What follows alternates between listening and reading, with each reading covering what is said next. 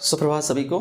सामान्यतः हमने अपने सामान्य जीवन में यही देखा है कि किसी विशेष क्षेत्र की कुछ ना कुछ चीज़ें बहुत प्रसिद्ध होती हैं और जब भी हमारे कोई रिश्तेदार या परिचित आते हैं उस क्षेत्र से, तो हम उनसे यही अनुरोध करते हैं कि जो प्रसिद्ध चीज़ है उनको लेकर अवश्य आएँ। ऐसी आप अवश्य मांग करते होंगे अपने जीवन में।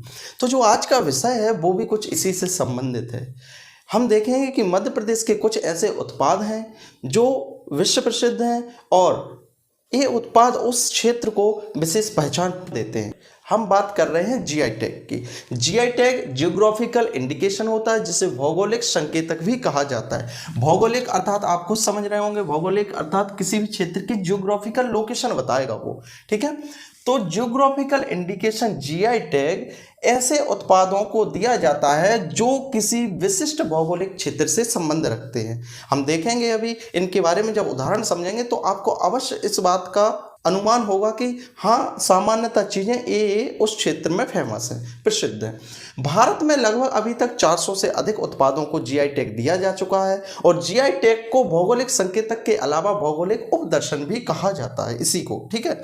इसके महत्व की बात करें कि जीआई टैग आखिर दिया क्यों जाता है, तो जीआई टैग से जिस वस्तु को या उत्पाद को जीआई टैग दिया जाता है तो उस वस्तु के मूल्य में बढ़ोतरी हो जाती है, उस क्षेत्र की एक अलग विशेष पहचान हो जाती है और उस उत्पाद की भी ब्रांडिंग हो जाती है।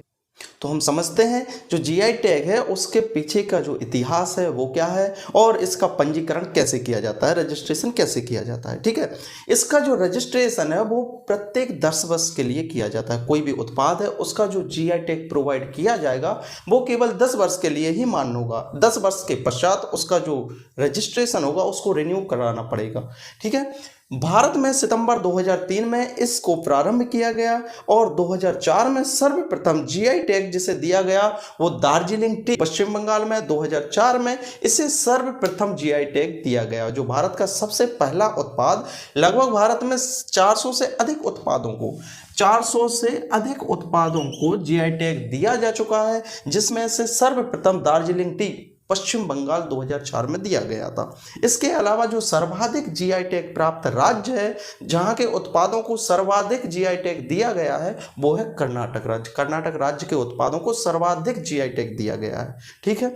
इसका जो पंजीकरण का कार्यालय है वो है चेन्नई में और ये आता है वाणिज्य एवं उद्योग मंत्रालय के अंतर्गत। अर्थात जो प्रक्रिया होती है रजिस्ट्रेशन की वो किसके अंतर्गत आती है, वाणिज्य एवं उद्योग मंत्रालय। वर्तमान में जो वाणिज्य एवं उद्योग मंत्री हैं वो है श्री पीयूष गोयल जी, ठीक है, आपने नाम सुना होगा।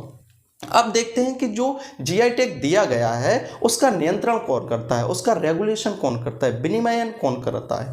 तो राष्ट्रीय स्तर पर एक अधिनियम है जिसे कहा जाता है जीआई ऑफ, अर्थात geographical indication of goods registration and protection act, पंजीकरण एवं सुरक्षा अधिनियम 1999 में पारित किया गया और इसी के अंतर्गत जीआई टैग उत्पादों को कंट्रोल किया जाता है, नियंत्रित किया जाता है राष्ट्रीय स्तर पर। यदि हम बात करें ग्लोबली, विश्व के स्तर पर इसे कैसे कंट्रोल किया जाता है, तो अंतरराष्ट्रीय स्तर पर डब्ल्यूटीओ वर्ल्ड ट्रेड ऑर्गेनाइजेशन के ट्रिप्स द्वारा, ट्रिप्स एक ऑर्गेनाइजेशन है जिसका फुल फॉर्म होता है trade related aspects of intellectual properties. Intellectual property rights अर्थात होता है बौद्धिक संपदा अधिकार। अभी इसके बारे में बताएंगे डिटेल में। आप इतना समझिए कि जो अंतरराष्ट्रीय स्तर पर जीआई टैग को डब्ल्यूटीओ के ट्रिप्स द्वारा नियंत्रित किया जाता है। ट्रिप्स अर्थात हुआ trade related aspects of intellectual property rights और जो डब्ल्यूटीओ है वो वर्ल्ड ट्रेड ऑर्गेनाइजेशन, आपने सुना होगा वर्ल्ड ट्रेड ऑर्गेनाइजेशन। और इसके संबंध में अधिकांश परीक्षाओं में प्रश्न पूछे जा चुके हैं, जिसमें डब्ल्यूटीओ का फुल फॉर्म होता है वर्ल्ड ट्रेड ऑर्गेनाइजेशन, विश्व व्यापार संगठन। नाम से ही पता चल रहा है जो किसको नियंत्रित करेगा, व्यापार को कंट्रोल करेगा, ठीक है। वर्ल्ड ट्रेड ऑर्गेनाइजेशन पहले 1948 में वर्ल्ड ट्रेड ऑर्गेनाइजेशन की जगह था GATT, general agreement of tariffs and trades. इसका फुल फॉर्म था general agreement on tariffs and trades. GATT 1948 में इसकी स्थापना हुई थी, लेकिन उसके बाद उसमें अनेक त्रुटियां थी। उसमें कुछ सुधार करने हेतु एक एग्रीमेंट हुआ जिसे कहा गया मराकेश समझौता, मराकेश एग्रीमेंट 1994। और उसी के तहत इस बात को निर्णय लिया गया कि एक संस्था जो अंतर्राष्ट्रीय व्यापार को नियंत्रित करे उसकी स्थापना की जानी चाहिए। और इसी के चलते 1 जनवरी 1995 को वर्ल्ड ट्रेड ऑर्गेनाइजेशन की स्थापना हुई और इसका जो मुख्यालय है वो है जेनेवा, स्विट्जरलैंड में इसका मुख्यालय है। इसमें कुल 164 सदस्य हैं। ठीक है, ये तो हो गई WTO के बारे में बात। अब जो GI टैग प्रोवाइड किया जाता है उसके लिए एक कन्वेंशन हुआ था, एक समझौता हुआ था जिसे कहा जाता है Paris convention for the protection of industrial properties. औद्योगिक संपदा के संरक्षण के लिए एक कन्वेंशन हुआ था, पेरिस कन्वेंशन।